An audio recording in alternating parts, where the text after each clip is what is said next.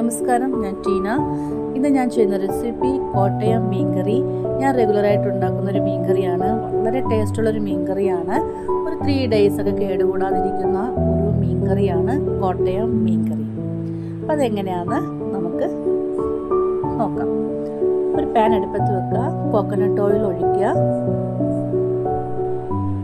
Mustard seed ഇടുക, കടുക് പൊട്ടിക്കുക, കുറച്ച് ഉലുവ ഇടുക, കുറച്ച് ചെറിയ ഉള്ളിയാണ് ടേസ്റ്റ്. ഞാൻ വലിയ ഉള്ളിയാണ് ചേർത്തേക്കുന്നത്.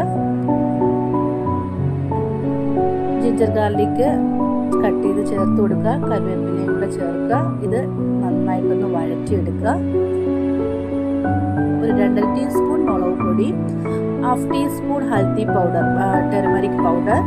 ഇതും കൂടെ നന്നായിട്ടൊന്ന് ഇതിൻ്റെ പച്ചപ്പ് മാറുന്നത് വരെ ഒന്ന് വഴറ്റിയെടുക്കുക. കൂട്ട് റെഡി ആയിട്ടുണ്ട്. കുടംപുളി ചേർത്ത് കൊടുക്കുക, 1 ടീസ്പൂൺ ഉലുവാപ്പൊടി ചേർക്കുക, 1 ഗ്ലാസ് വെള്ളം ഒഴിക്കുക, നന്നായിട്ടൊന്ന് തിളപ്പിക്കുക, ആവശ്യത്തിന് ഉപ്പ് ചേർക്കുക. നന്നായിട്ടൊന്ന് തിളയ്ക്കണം. തിളച്ചതിന് ശേഷം നമുക്ക് ഫ്രഷാക്കി കഴുകി വെച്ചേക്കുന്ന മീൻ ഇതിനകത്തോട്ട് ചേർക്കാം. നന്നായിട്ട് തിളച്ച് വന്നിട്ടുണ്ട്. ആ മീൻ ഇതിനകത്തോട്ട് ചേർക്കാം. ഒരു 2 ഗ്ലാസ് വെള്ളം ഒഴിക്കുക. ഒരു 10-15 മിനിറ്റ് അടച്ചു വെച്ച് ഫിഷ് കറി തയ്യാറാക്കാം. നല്ല ടേസ്റ്റുള്ളൊരു മീൻ കറിയാണ്.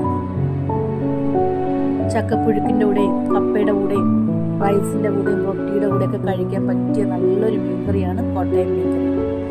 അടുത്ത റെസിപ്പിയുമായി കാണാം. ബൈ, ടീന.